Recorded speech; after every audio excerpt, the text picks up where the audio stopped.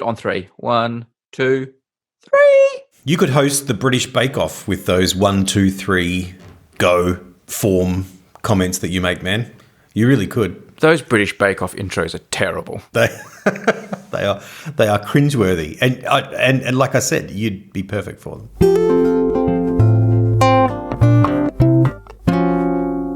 You know how I always have like a last minute idea just as we're about to start recording based on something that happens to me? Yes, which means you always sneak in 2 ideas into the episode, which I'm sure there's an outcry about. But anyway. Bonus! It's like 2 for the price of 1. How's this for a podcast idea, right? People struggling with their printers. You just record people trying to get their printers to work. Yes, nice. Paper jams, the Wi-Fi connections. Oh, every time. Oh man, that's great. That's one that would have to have a warning sticker on it about some possible bad language, I think. Yes. Do you have a printer at home? No. I made an in-principle decision saying, no, I'm going to print stuff at work. I'm not dealing with that. I'm not buying any more ink. I'm not. It was around the time that my daughters got into sort of colouring in and computers. So what they do, they go online and just Google up black and white images, to colour in, and then just print off like 60 pages of the same little pony. And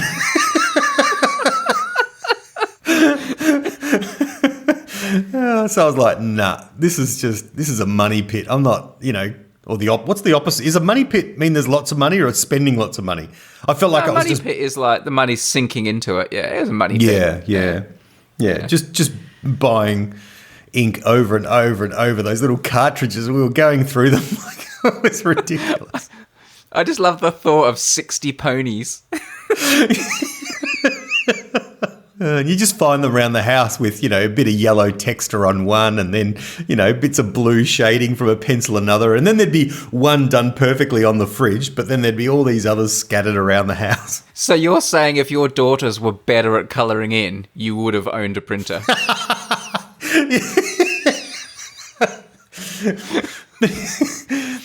Yes, I think what I'm saying is that if they were better at just printing one thing at a time, they might have had that particular pleasure for longer. All right. Was there a little incident today that prompted that particular? I just had a piece of paper get jammed as I was printing out my notes for today's episode, and it just reminded me that I never ever print anything without at least one thing going wrong. Yeah. Using a printer is like typing these days. You know how you just like smash the keys and you just know something's going to be spelt wrong, but you'll go back and fix it. Yeah. You don't even try to get things right. You just accept that you're going to make mistakes that you have to fix. I find that with using my printer. If I need to print something, I just accept it's not going to work the first time. It never does. I'm going to have to fix at least one thing. Yeah. It's just it's just part of the routine. The deal's coming up on our church photocopier. You know how you have like a long-term lease deal and you pay for each piece of paper you use. It's like a complicated arrangement. Right. So no one ever buys a photocopier. You just lease it for several years and you pay as you use it with a certain fee. And ours is coming up. And so our admin person told me that the other day, and my heart sank like, oh, now I'm going to have to look at, you know what I mean? Like, what is this? And the and the paper, and what's a good deal? And look at it. And it's just like, I reckon this is something we can delegate. This is not something. Yeah, I was going to say, surely that's not the job of the minister. No. But just collectively, it's like, we're going to have conversations about this. This is going to be, you know what I mean? Going to get them in. They're going to try and get us this big, souped up, massive photocopier with extractors and promise lots of paper and whiz-bang stuff, and it's still going to, all we just need is to print a couple of newsletters off every week. You're taking away a lot of the glamour of religion for me here, man. I would have assumed you just hold a blank piece of paper in the air and pray for a copy to happen. They just multiply like loaves and fishes. Tim goes up the front with one newsletter and everyone just forms a queue and he just hands everyone a newsletter. And they're like, where are you getting these newsletters from? He's only holding one. It's amazing. Imagine what Jesus could have done with a 3D printer, eh? He would have been amazing. Anyway. All right, time for an idea. And as we're recording, there have been a couple of deaths, famous deaths in the world of cricket.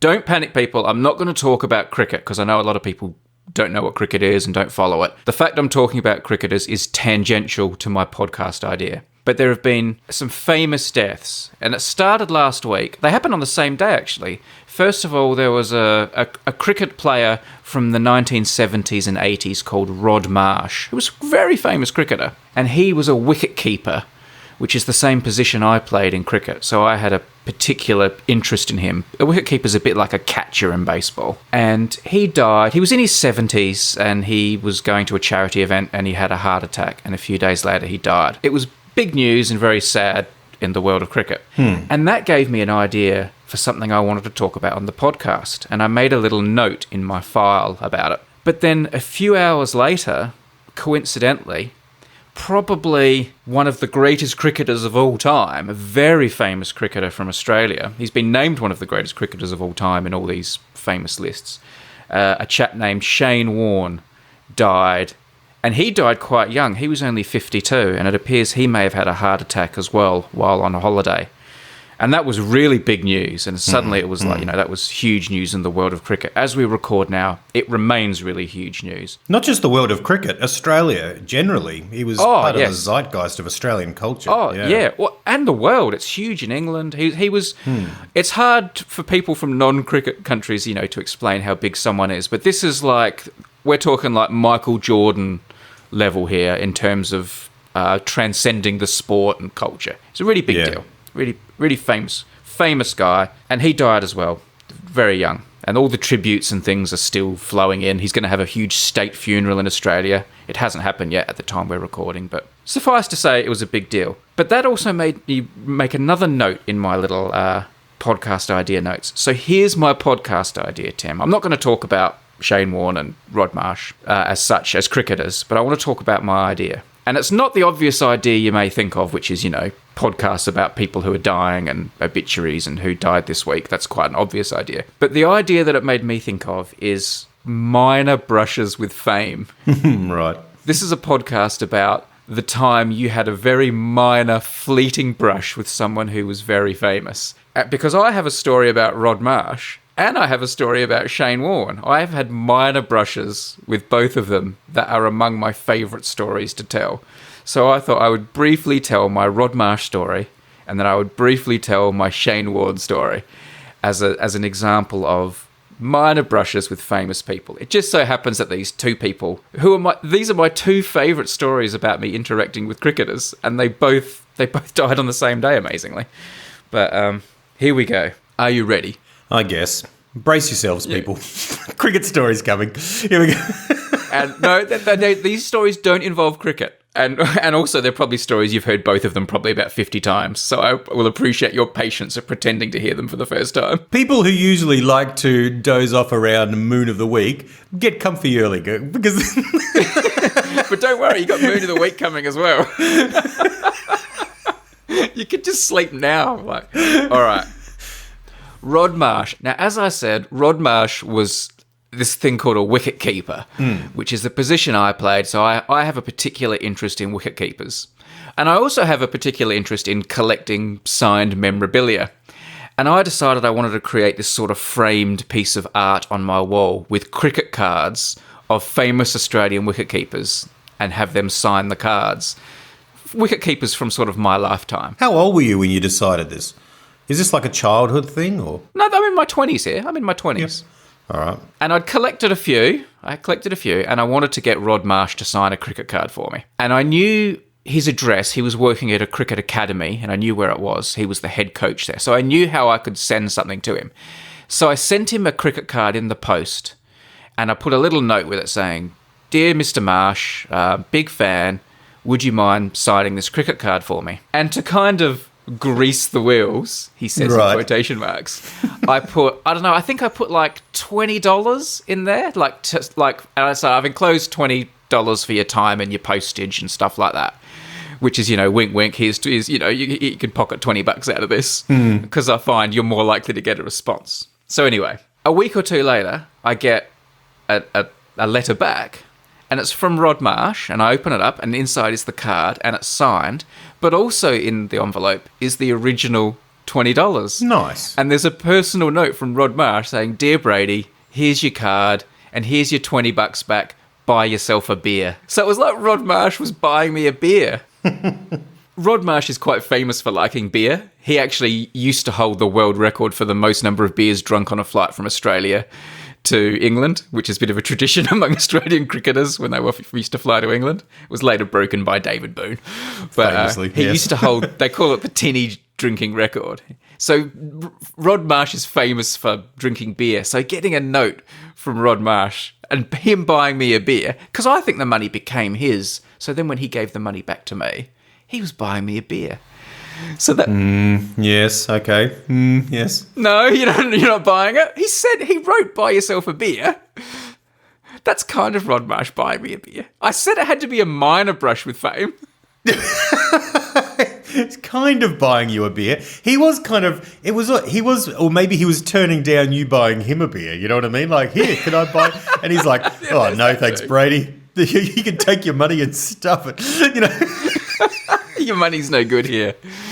Yeah. The part of that story I never tell, because it ruins the story a bit, is the cricket card, the way he'd packaged the cricket card back meant that it rubbed against the envelope or something, and he used the wrong type of pen, and his autograph got all smudged on the card and ruined. So I actually had to write back to him and say, "Oh, the signature didn't work. Can you sign me another one?" Did you do that? Did you?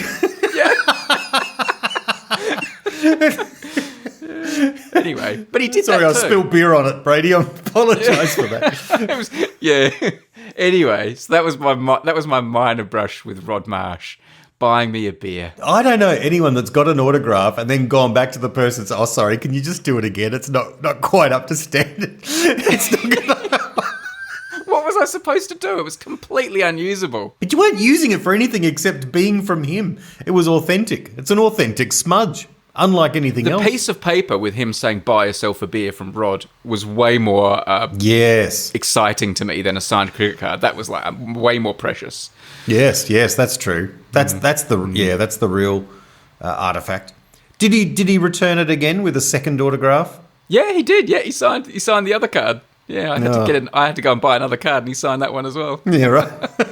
Rod Marsh. So thank you, Rod Marsh. I never met him in person, but he did sign 2 cards for me and sent my $20 back. Do you remember him playing? Because he finished in the very early 80s, didn't he? Funnily enough, no. Like he did play during my lifetime. He played in the 70s and 80s, but I didn't really get into watching cricket until probably just as he retired. Yeah. But the first cricket book I ever owned was called Court Marsh Bowled Lily. It was bought for me by someone, and it was all about Rod Marsh and this other cricketer called Dennis Lillee, who was sort of a tandem pair, like a pitcher-catcher combination. So I knew loads about him. I'd seen hundreds of photos of him. I knew all his stats because it was the first cricket book I had, so I had devoured it in every detail. So I knew everything about him, but I never actually watched him play. He retired just as I was getting into cricket. I didn't know about him either, and until I knew his name much later, and I wasn't interested in cricket anywhere near as much as you were as a kid.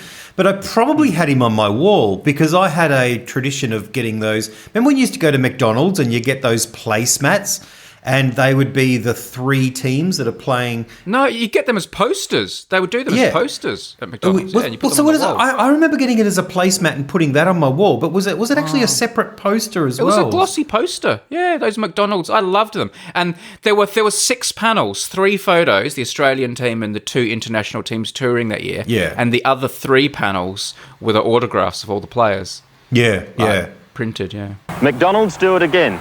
The International Cricket Series team poster for 1981-82. I had them year after year after year. I don't know when I started, but it may be as early as him. But anyway, I don't remember him from back then. But Only from McDonald's and only 10 cents. C. Full-coloured photos of the West Indies, Pakistan and Aussie team. Real icon of Australian cricket. I had no idea you guys were such good friends.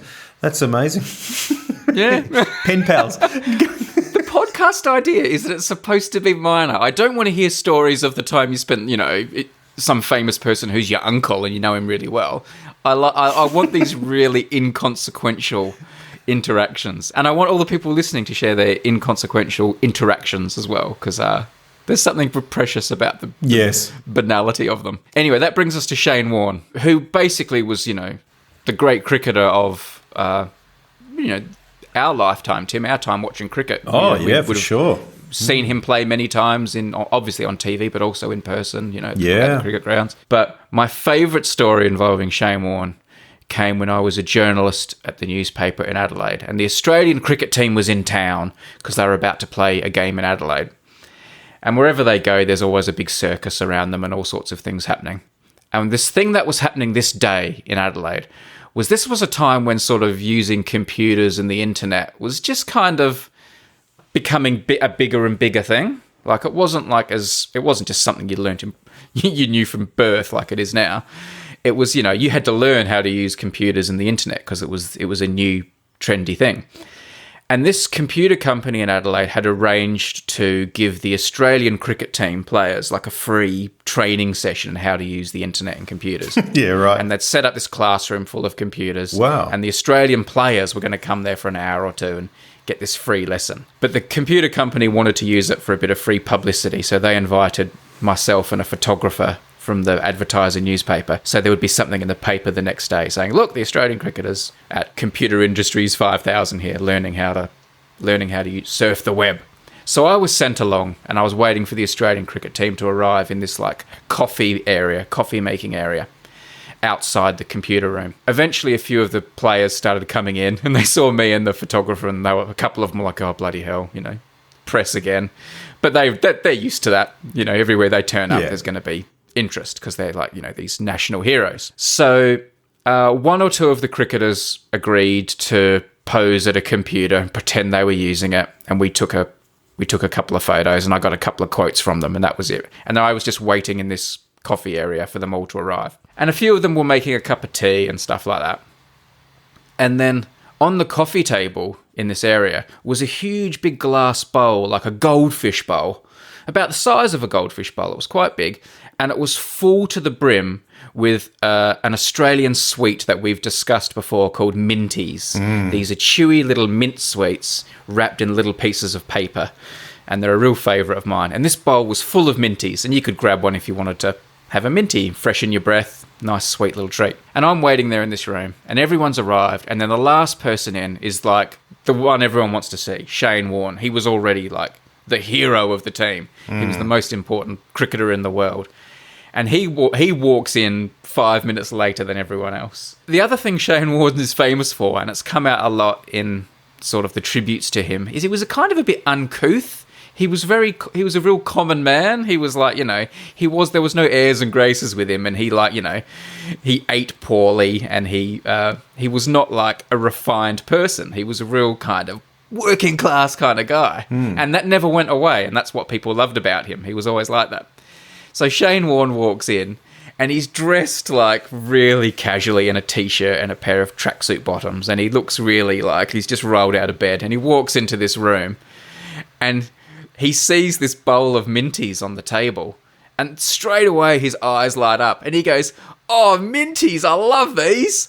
And he walks up to this goldfish bowl, and he sinks both hands into the bowl down to his wrists, and grabs two of the biggest handfuls of minties you've ever seen, shoves them both in the pockets of his tracksuit trousers, and then gets his empty hands and shoves them in the bowl again and gets another two massive handfuls of minties. So Shane Warne's got big hands, and Shane Warne takes 4 huge handfuls of these minties because they're free and they're delicious, and then walks straight into the computer room and just piles them in a huge pile next to his keyboard, this mountain of minties, so he can just eat free minties while he does this computer course. All these other players are there having their cups of tea and being all refined, and my body's a temple and that, and Shane Warne's just, let's grab the free sweeties.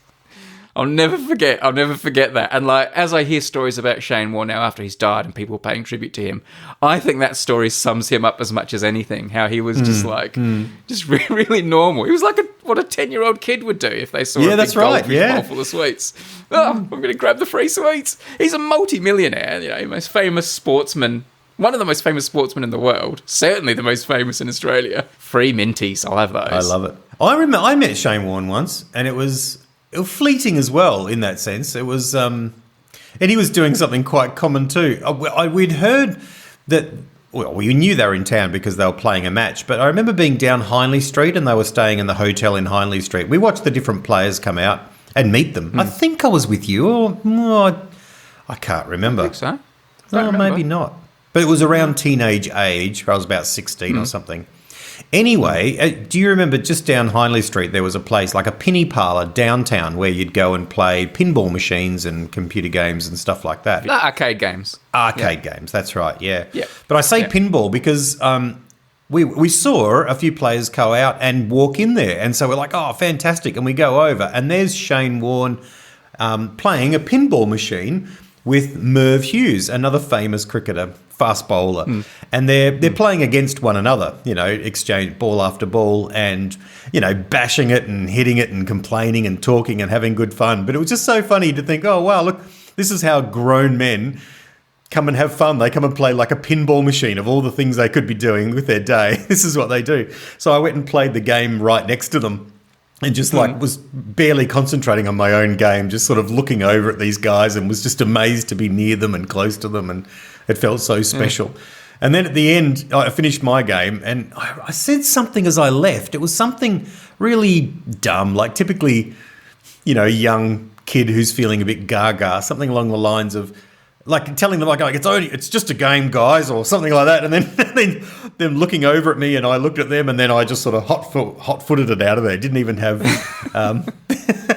enough temerity to ask for an autograph or anything like that. But it was like a moment, a connection. You think, oh wow, it's ridiculous. After so many years, you remember something like that. You're fantastic at having minor interactions with famous people. I always think you're a bit lucky at bumping into these people around the place. Bit jammy. Yeah, I've got a bit of a radar for it, or they turn up. Though there's a couple, but not many. Not many.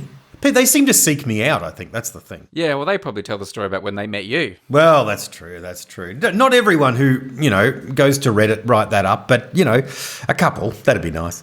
When Tim came to England one time to visit me, the whole time he was here with me, he would joke, when am I going to meet Bono? When am I going to walk into a pub and is Bono going to be there? And I'd say, oh, do you want to go to this pub or something? He'd go, oh, yeah, do you think Bono will be there? It was like it was your joke the whole time you were in the country. I got sick of it, all the jokes about you meeting Bono. And then eventually you left me and went to London and you bloody met Bono. Yeah. I went to Abbey Road. I just went to Abbey Road to have a look and... Yeah, take your photograph on the crosswalk. Yeah, that whole thing, just to go and look at the... Just seems like it seems like a place in London where you go. So I went along to have a look, and there was a couple of people standing out the front, and I said, "Oh, what are you guys doing?" And they said, "Oh, U2's about to arrive." And I was like, "Wow, okay, cool."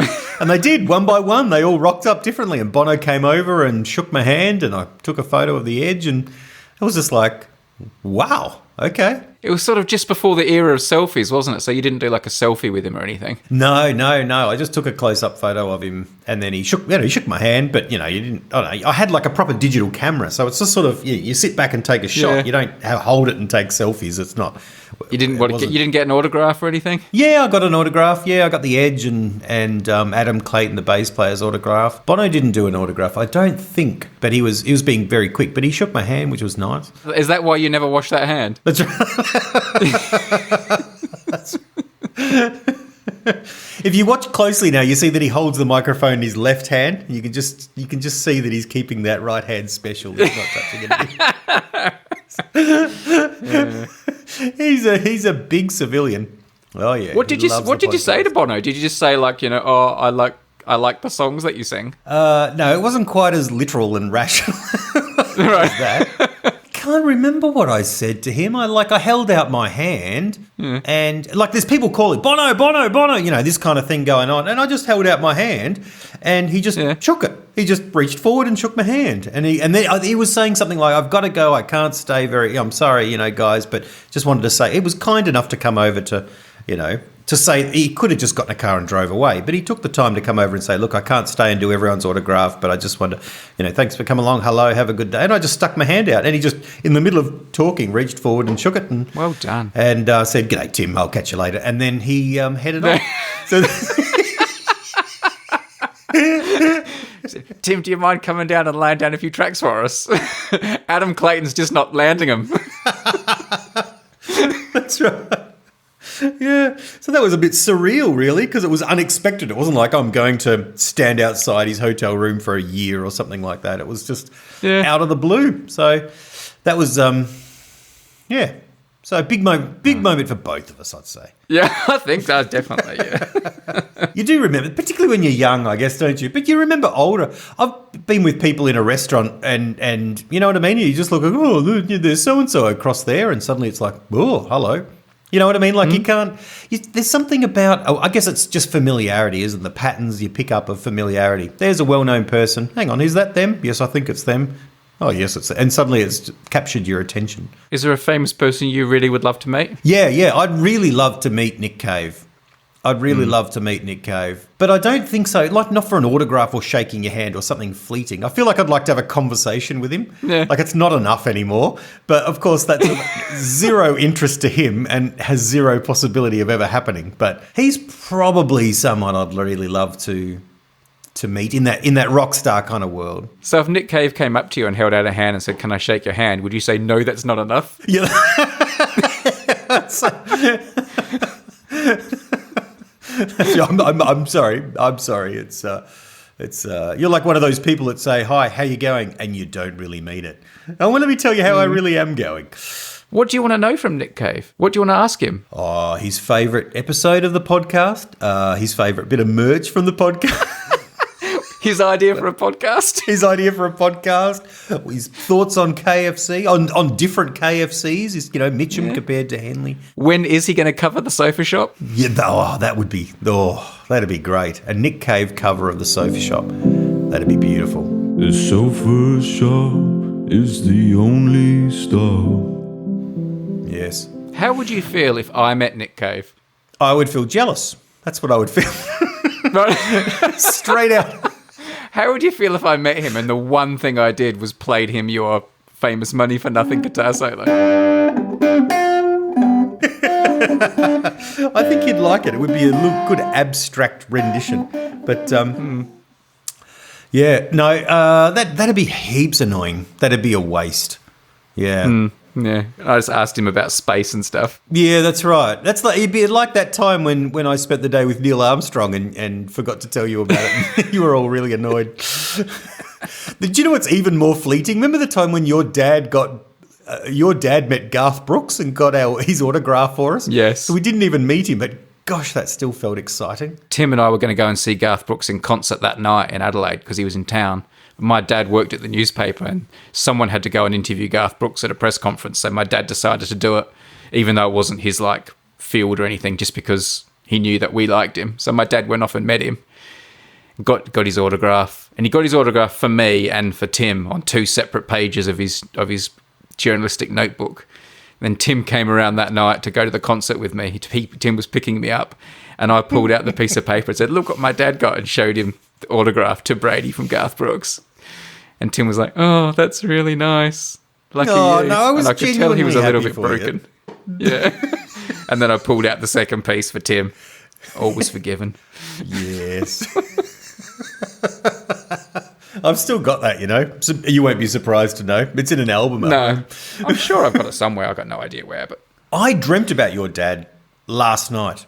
Really? It was so real and surreal. It was a long dream, and we were going through selling furniture. For some reason, he had all this furniture, way more than you need for one house. And we were going through. He's like, "Yep, let's sell that one and that one and that one." And there were all other rooms to this extra house. We'll get rid of that. So he and I were just planning how we were going to sell this furniture, and it was a long and vivid dream. And I woke up feeling like I'd caught up with Mr. Harron. It was so strange. Oh. No. And if you're a Patreon supporter of the podcast, we're going to have a special bonus version of this episode where you don't have to listen to Tim talk about his dreams. That's right. But if you're not a Patreon supporter, I'm afraid you just had to hear that. Oh, dear. A quick but important mention of Hover, who have supported today's episode. Yes, Hover. Hover, the domain registrar company. You go there, you choose your domains, you register them with Hover. I use them for all my domains. I know Tim's getting into it as well, registering domain names with Hover. Great Yes. prices, all the suffixes you could want, your .coms, your .ninjas, your .nets, they've got everything. Excellent interface, super easy to use. Huge fans of Hover, both of us. You know how last time we were talking about Hover, I said that I'd bought a bunch of domains for our church website, and I was bringing the main one over from someone else, and you told me it was really easy to do. Yep. Well, it was really easy to do. I've done it. And Excellent. so I brought it over. So it's all with Hover now. I feel so good and loyal about it. But it was like super easy. I was like, oh, he's right. Yeah, we just put that in there and now it's with us. All done? All done. Two other things that I don't really mention very often with Hover, but I'll quickly mention them now because it's worth bearing in mind. They're super good with all the privacy stuff, like that comes with domain registrar. Sometimes, your information may not be kept private by default, or you may be charged for privacy. Hover won't charge you for all the privacy you want, and they do it as default. I think that's really important to most people these days with so much information floating around on the web. Good stuff, Hover. And also their customer support is excellent. If you do get yourself into a pickle, which is pretty hard to do on Hover, but I remember once a couple of years ago now, I had some problem or something I couldn't make work, and I asked them for help, and I was helped clearly and brilliantly, like within minutes. They were excellent. So super, super company and super supporters of our podcast. If you want to register a domain for whatever reason, business, personal, whatever you're up to, go to hover.com/unmade. Hover.com/unmade. Make sure you use the Unmade, not just because it covers Tim and I in glory in the eyes of Hover, but it also will get you 10% off your first purchase. Hover.com/unmade. Thanks, Hover. Good stuff. And now it's time for Spoon of the Week. Tim, before we do your spoon, I was just recently in Morocco. Last week I was there for a very brief holiday, and it has now become standard operating procedure on any holiday I do to buy a spoon to probably end up sending you. So I've bought you a spoon from Morocco. Have you sort of got to the point now where you're choosing your holiday destinations based on where you want to get a spoon? So It's getting a bit that way. So here's a kind of goldeny brass spoon. I actually bought one spoon and I was at the counter about to buy it, and then I saw this better one out of the corner of my eye and made a last minute change. that is a nice spoon. It's got a little camel in the bowl, in the scoopy bit, a sort of a three-dimensional relief camel. Is it a camel? It looks like a turtle. It's I'm pretty sure that's a camel. Okay. There'll be a picture in the show notes and on screen for anyone who wants to see this particular spoon. Nice. How was Morocco? It was good? Nice? Apart from the spoons. It was very relaxing. Had a really good time. Love Morocco. A real favourite place to go. But look, Spoon of the Week isn't about my holidays and my spoons. It's about the Hine family collection, the archive that's been accumulated by Mr. and Mrs. Hine over many years and now passed down to their son, Timothy. It's a legacy, really, isn't it? I just feel so honoured to be participating in maintaining the legacy. I mean, you don't own it. You're just a custodian for the next generation. Indeed, merely a steward. That's right, for future generations. Yes. No. Well, yes. No, absolutely. Brady, what we've got here tonight is sort of the spoon equivalent of a double yoker. This is a double-headed spoon, which is... So that's quite an investment, really, isn't it? Twice the coloured enamel, beautiful picture of this spoon, which is from Canberra, which is the capital of Australia. People may have heard of Canberra. And specifically, it's from a beautiful building there called the War Memorial. The War Memorial is probably the largest war memorial in Australia. It's the National War Memorial commemorating those who gave their lives gave their lives in war, and other associated stuff to do with. It's sort of like a museum as well of history for commemorating and remembering the different wars. Yeah, I mean, the Australian War Memorial, when I first heard of the Australian War Memorial, I thought of, that plate like a statue or like a big stone edifice with names on it where people go and pay their respects. But the Australian War Memorial is more than anything a huge museum. I mean, it's a huge institution full of. It's got tanks and things in it. And it's massive. It's a you spend a whole day there looking at all the incredible stuff in the Australian War Memorial. It's a magnificent place. And I think it's either currently or very recently had some further extensions as well. This spoon, though, is from, I'm imagining it's from when we went when I was very young. We went to Canberra on a trip for a wedding. I can't even remember whose wedding. It was sort of distant relatives or of someone that I've never seen since, but it felt like we drove forever to get to Canberra, and we stayed with people in their home, and we went and saw a few things, and this is one of the things that we picked up at the War Memorial. I don't remember going inside the War Memorial. I remember walking around the pool and areas like that, but not spending a lot of time inside. But typical to my parents' form, they did pick up a spoon, so we must have gone in to get one of those. Yeah. And it's pretty nice, pretty much of the era. It has the words Canberra twice. And it has a coat of arms, which must be the Canberra coat of arms for the city, because it's not the Australian. The stem is really quite short, and it goes to a very small scoopy bit with that nice slightly pointed bit, which would be good for pushing down into vanilla slices and cakes and so forth. So, of course, when Tim said it was a double yoker, he didn't mean it has two scoopy bits. It has two handles, basically. It has two round ornate crests. They basically couldn't decide. They couldn't go with one crest, so they put two on the top, stacked on top of each other. Looks a bit like a figure eight, really. Well, yeah, or the mole's bowls. Indeed, yes. Yes, they are sort of a small mole's bowls in my hand. So I've been to the Australian War Memorial a few times. Obviously, I have a few associations with it. Many of you will know that my dad was a soldier. He fought in the Vietnam War. My stepfather was also a soldier. So I've been there many times. In fact, there are at least two, possibly more, photographs of my dad in the Australian War Memorial archives taken by official war photographers. Let me send you these two, Tim. Both of which seem to feature him shirtless. Make of that what you will. It was very hot in Vietnam, I guess. I'm assured he did wear a top when he was out on patrols. He just took it off when the photographer came around, is that right? Yeah. My dad was a dog tracker in the Vietnam War, so one of these photographs you'll see he's with his dog Caesar, and the other one he's being handed a big heavy box that he's loading onto a helicopter. Oh, yes. Oh, look at that. These are good photos. Oh, yes, I've seen this second one before. This is with the dog Caesar. And in fact, on display at the War Memorial is also an artefact. As you said, my dad's tracking dog was called Caesar, and Caesar's actual dog tag that he wore around his collar with his registration number and name is also in the Australian War Memorial. Oh, so that's great. There's a picture of that as well. Caesar's actual dog tag. Oh, good stuff. Wow, man, that's a lot of follow-up photography for a spoon that I've just sprung on you. It'd be lovely to see your commitment to Spoon of the Week being this strong every week, I think. More fuel for your dreams about my dad, no doubt. That's right. Tonight it'll be about helicopters in Vietnam. That's right. Now, it's about this time each episode that we do a giveaway. We like to give away an Unmade podcast commemorative spoon.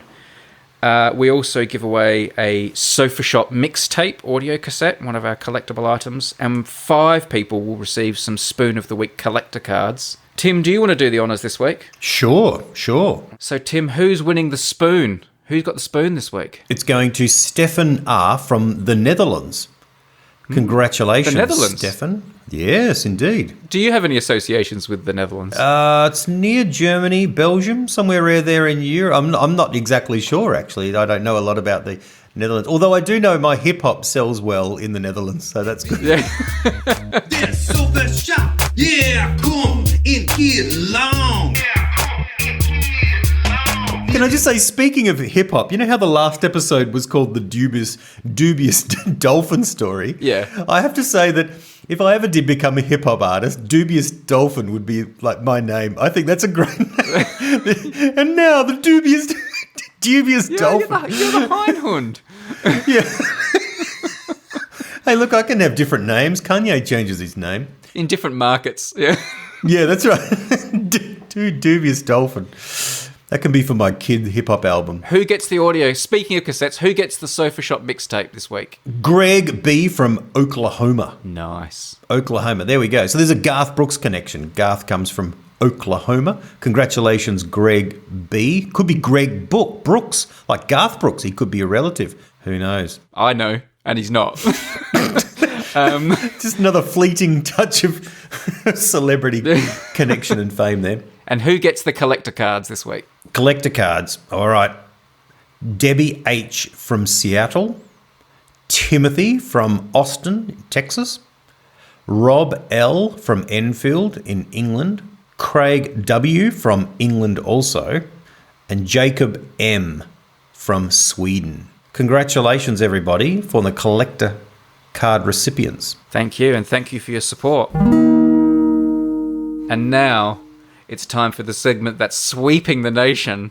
I've had a lot of positive feedback about this, Tim, so I don't know if it's going anywhere. Sorry. Yes.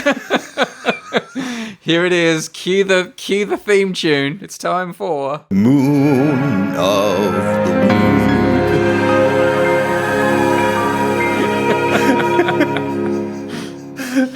Now, I promised you a moon of Jupiter. You requested a moon of Jupiter. I did, yes. Lay it on me. Tim, let me take you back in time. Let me take you on a journey to the early 1600s. What? This is a time when it's still pretty widely believed that the Earth is at the centre of everything. Everything in space is moving around the Earth. And a guy called Galileo cobbles together a bit of a telescope. And he points it at Jupiter. And Jupiter is already a known thing. Jupiter is quite a bright point of light in the sky. And it's one of the few points of light in the sky that moves. The stars are all quite fixed in position. You know, these things called stars, every night you'll look up and they'll be in the same place relative to each other. But there are a handful of little points of light that move in relation to the stars. And they've been dubbed planets, which means wandering star, because these are the things that move, the wandering stars. And he points his telescope at one of these wandering stars called Jupiter, and he sees something unexpected. He sees initially 3 and later 4 small points of light around it, close to it. And then he looks night after night. And each night when he looks up, these 4 points are in different positions. And he realizes eventually they're moving around it. They're moving around Jupiter. These are things in space that clearly aren't moving around the Earth. They're moving around Jupiter. These are the first, besides our own moon, this is the first time moons have been seen around planets. These 4 moons around Jupiter now are known as the Galilean moons. Right. He only saw these 4 because these are the 4 biggest moons around Jupiter. Now we know there are actually about 80 moons around Jupiter. But these 4 remain the biggest, and they're still known as the Galilean moons. They're the famous moons around Jupiter. And I'm going to talk to you about one of these Galilean moons. I'll hold my questions until you've gone a little bit further. If you've got... Now is a good time for questions about the Galilean moons. Oh, well, no. Is the one you're going to tell us about the biggest? No, it is not. So those 4 moons, by the way, are called Ganymede. Ganymede is the biggest. Ganymede's the biggest moon in the whole solar system. It's even bigger than Mercury, which is not a moon. It's bigger than the planet Mercury. So Ganymede is a really big moon. Callisto, Europa, and Io, or some people like to call it Io, but I'm going to call it Io. And that's the one I'm going to talk about today, Io. What are they all named after? The 4 of them are named after the lovers of Zeus. Right, okay.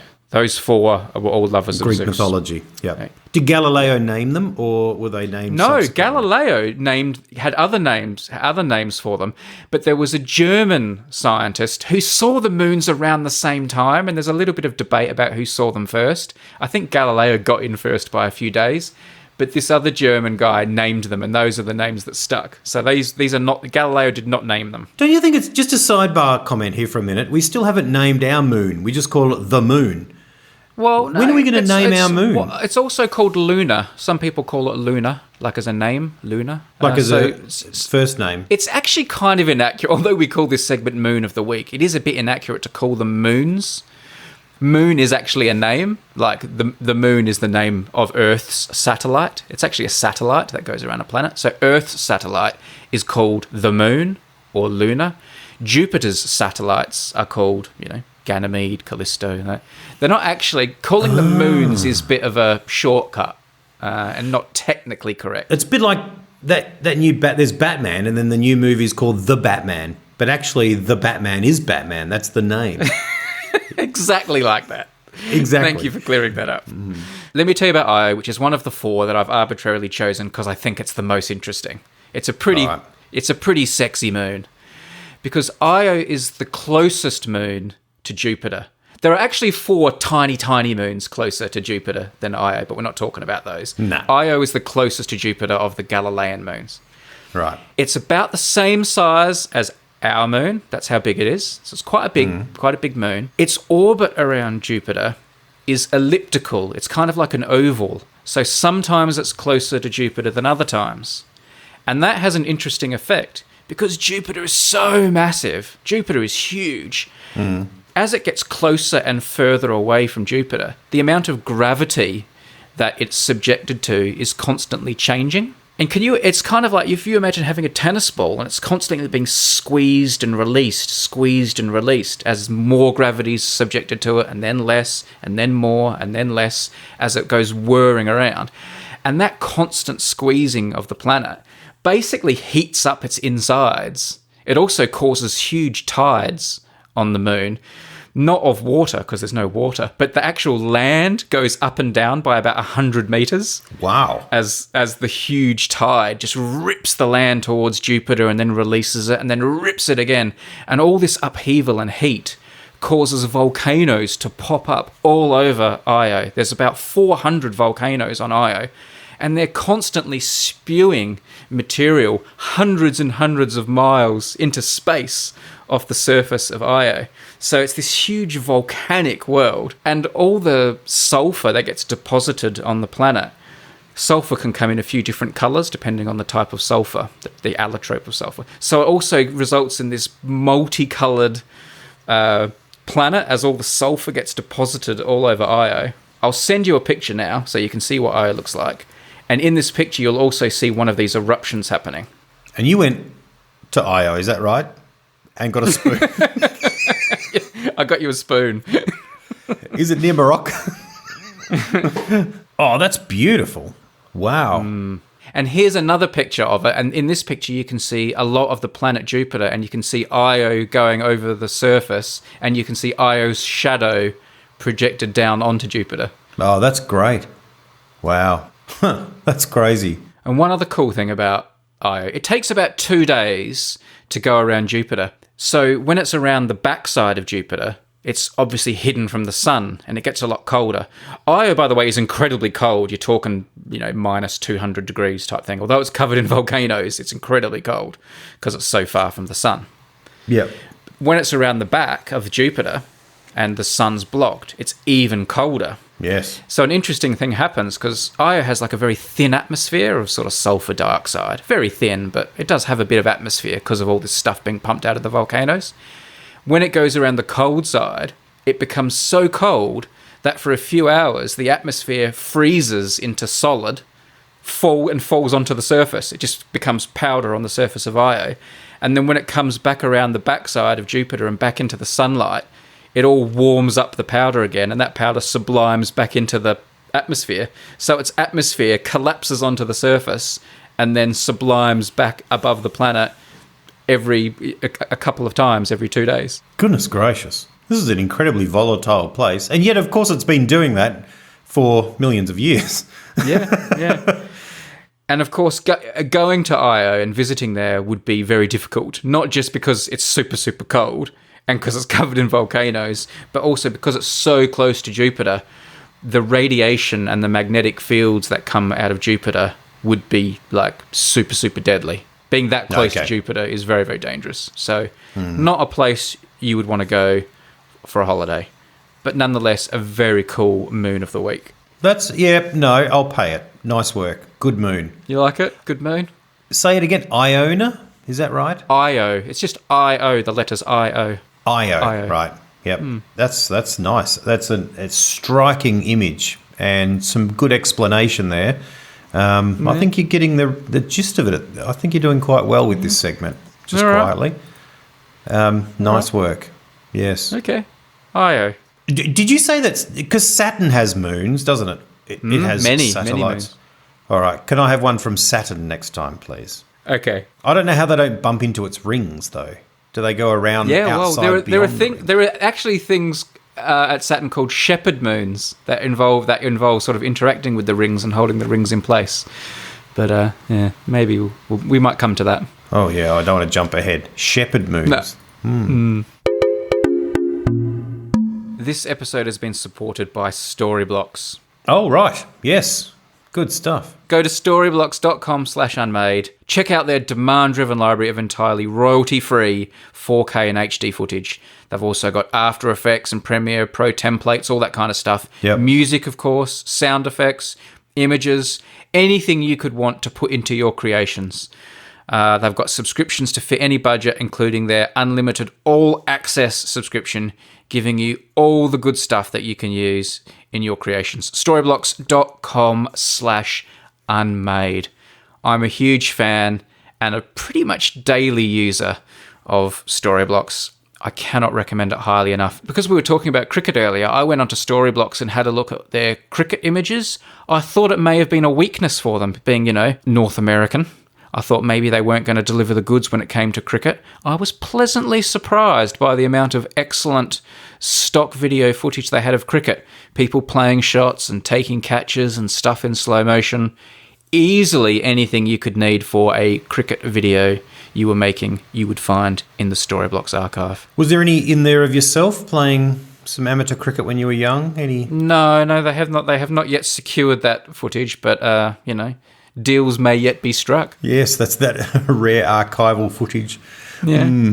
I wonder if they have anything of IO. Let me have a look. Storyblocks.com/unmade. Oh, yes. Oh, and how. Very nice little piece of animation here of Io sweeping across the front of Jupiter. Several nice pieces of Io-related footage. Oh, yeah. Gosh, it's an Io fest. I knew they'd have it. They've got everything. Imagine if Io, right, was out with the other Galilean moons and couldn't pay for something, and the others wanted some sort of guarantee, so he wrote an IOU.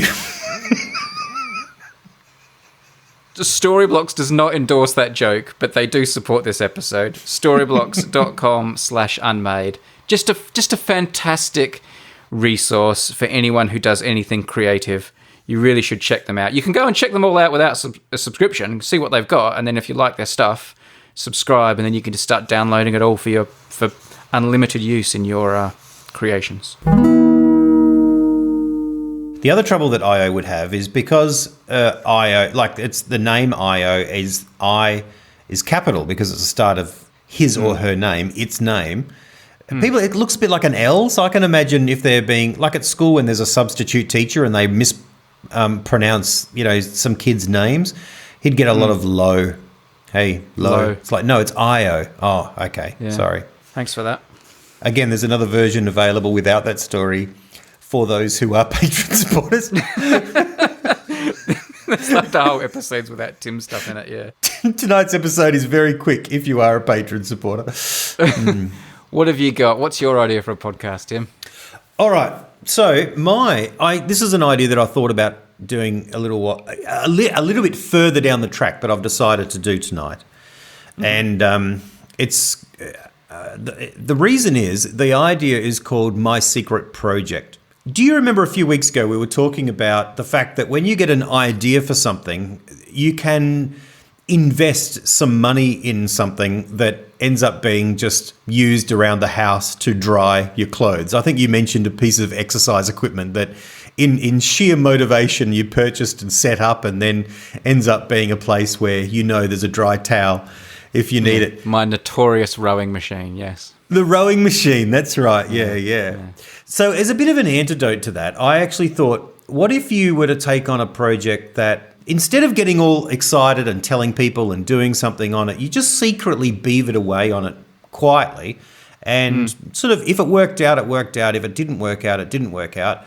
But then you come on the podcast and walk through this little project that you've been doing in secret, and talk about how it came together and how it happened. And the benefit of doing that is, firstly, that if you decide not to do it, you kind of fail quietly. But also, I think there's something really quite exciting about being on a little project yourself, without anyone knowing, just slowly working away at something without it being a thing that you have to explain and update people on and all that kind of stuff. I've also read research that telling people about these things can actually be counterproductive.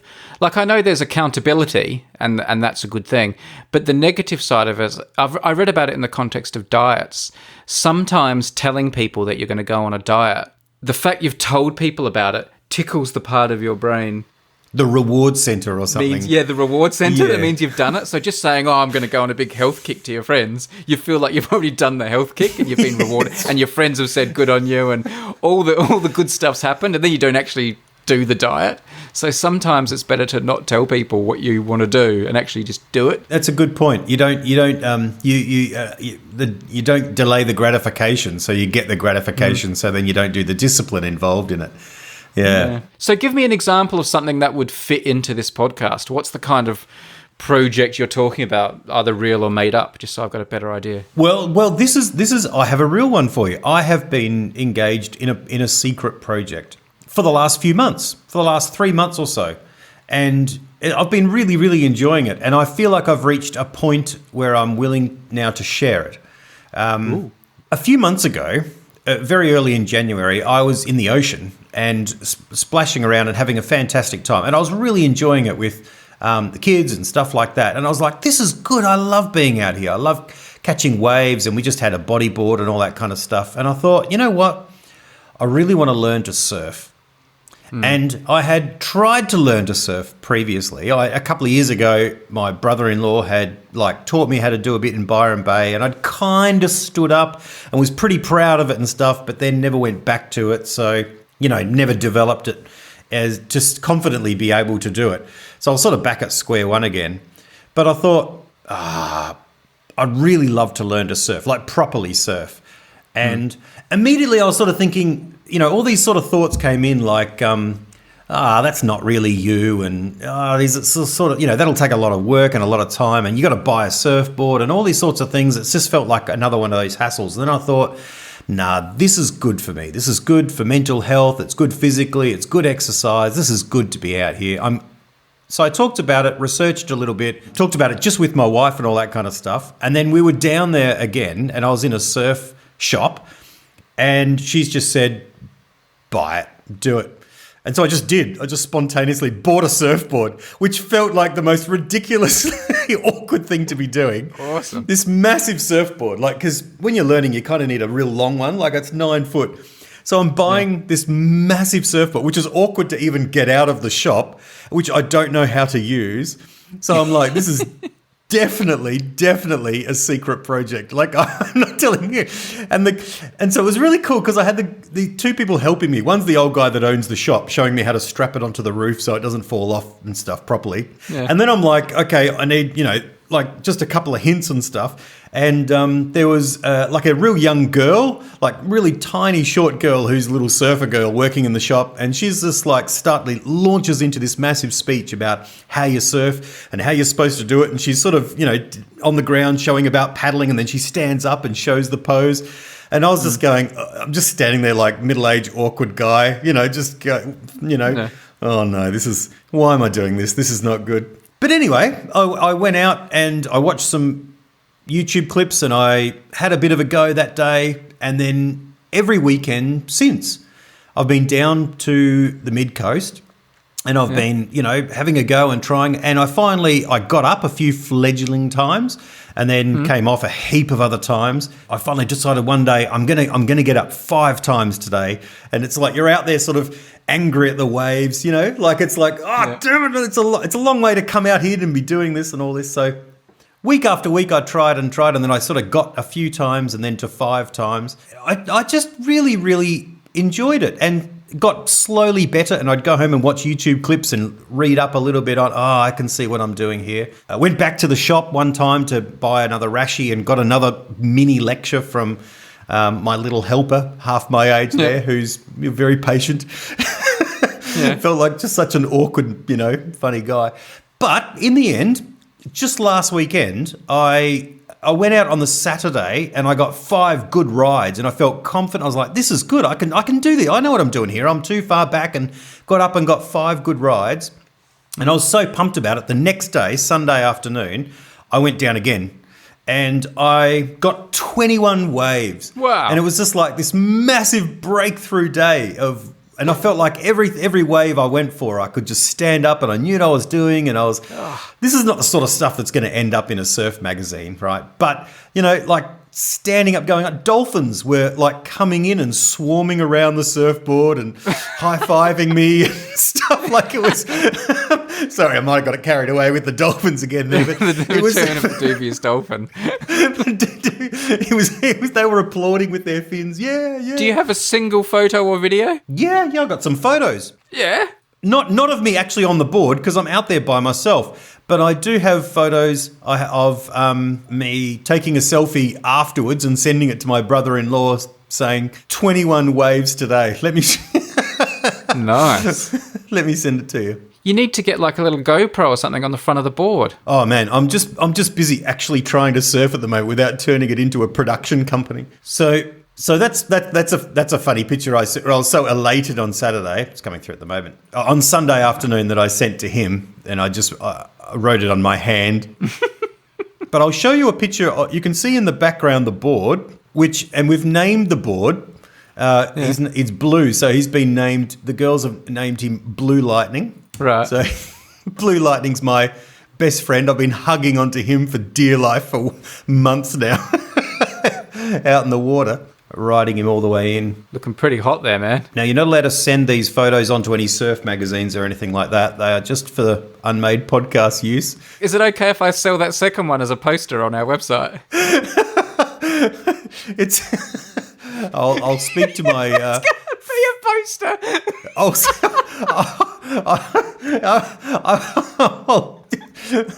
The one that I'm sending now is me just strapping the board to the car on the first day, feeling like a big Gumby. And I have felt like a big Gumby for most of the last couple of months. But the other day, catching 21, and I thought, you know what? I was driving home and I go, if someone asked me today, can you surf? I think I would just about say yes. About say yes, I can surf. Impressive. So there you go. If you want a surf poster on your wall of Tim, link in the show notes. Tim 21 waves high. So what I did was, I was so excited about the big cardinal days on the surfboard. When I got home, I got out a texter and I wrote 21 and the date on the surfboard itself. So I'm going to keep track of the waves that I catch.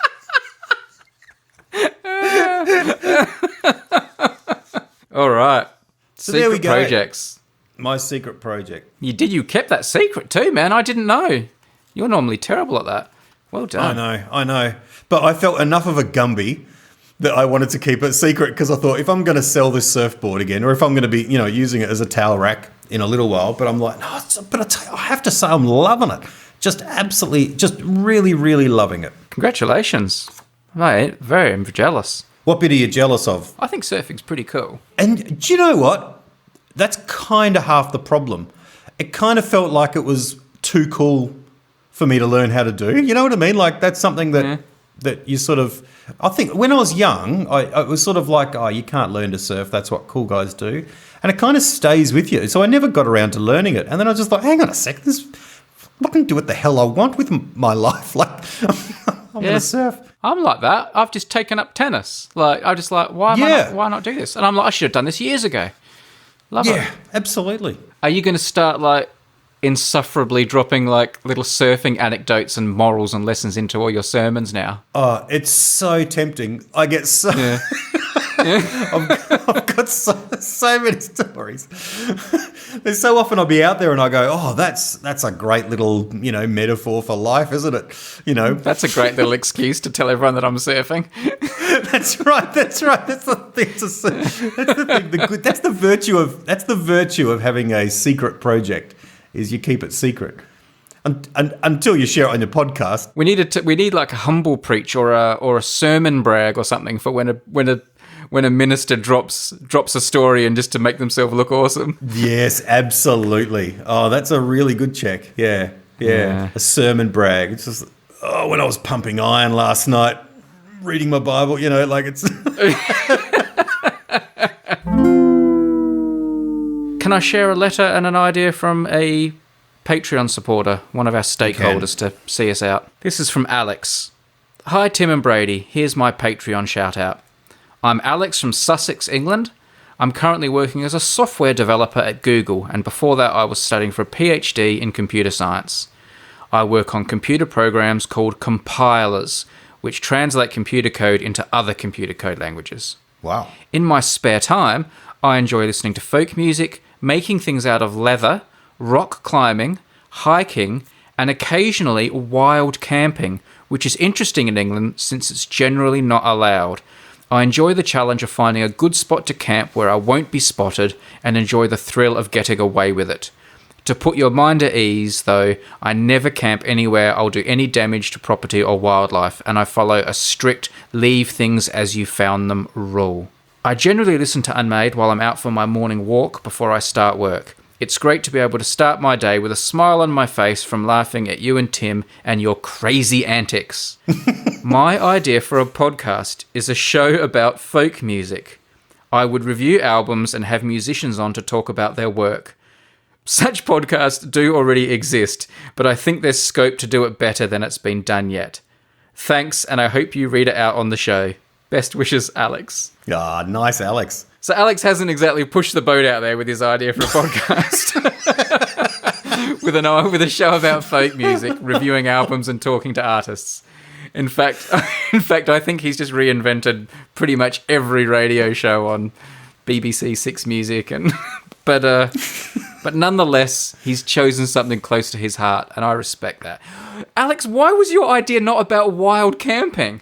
What a way better idea for a podcast. And you could do the podcast while you're wild camping. Like, they'd have this whole, like, Blair Witch Project feel to them where you're whispering and saying, I've just pitched my tent behind the hedge, and this is where I am. And you could to have another wild camper with you, and that'd be like every episode would be like an incredible adventure, a new location, a new skill. But no, your idea is a show about folk music. Which I have to say I'm more likely to listen to. Yeah, what about a show about leather, Alex? Even that would be a bit more out there. I mean, folk music's good, don't get me wrong, And maybe Alex, if you're going to do it better than everyone else, do it, mate. Do it. Let us know when you make it, and we'll have a listen. I have a bit of a theory about folk music, actually, because it kind of freaks me out. Like, it's like folk music is haunting. Like, I admire it, but I don't listen to it because there's something about a particular genre of 70s folk music that's so intensely sincere and with an acoustic guitar and a whispery voice that I'm just sort of like, whoa, just give me some room, give me a bit of irony and a few power chords or something. Some of those songs were so hauntingly intimate that... I don't even know how to define folk music. What is folk music? I think it's generally defined along the lines, firstly, of acoustic music. So it's not electric, it's acoustic. And then secondly, it's often, strong lyricism. So very high poetry and, not high poetry, but poetry and very lyrical and often about social justice causes, but not exclusively. So is Bob Dylan folk music? Yes, his early albums are all folk music, but then he very famously went electric and moved into rock and roll, and that was massively controversial at the time. Right. He was called Judas by someone at a concert because he pulled out an electric guitar and betrayed all the folk people and their little, their cats and their scarves and kittens and stuff. Because you get kind of those musicians who are kind of still kind of indie rock, but have got like this folk influence, and I don't know whether they're folk musicians. And yeah, there's a little bit whenever they pull out a mandolin or like a fiddle, a violin or something, and it's not country, but it's got a fiddle or something in it. There's a little bit of that in it. This is Bob Dylan and Joan Baez and all those sorts of genre of people. Joni Mitchell, very famously. I admire them all, and there's some amazing music, but I find it kind of creepy. Well, you stick to your Beach Boys surf culture, man. That's where you're at now. I'm just getting waves, man. That's what I'm doing. Do you listen to any Beach Boys on the way there and on the way back? I do. I have put the Beach Boys on often because there's something about heading down the coast. I love it. Yeah. Yeah, absolutely. All right. Well, I think we're done. Yep. All I need to do is say the word ballet and we can wrap it up.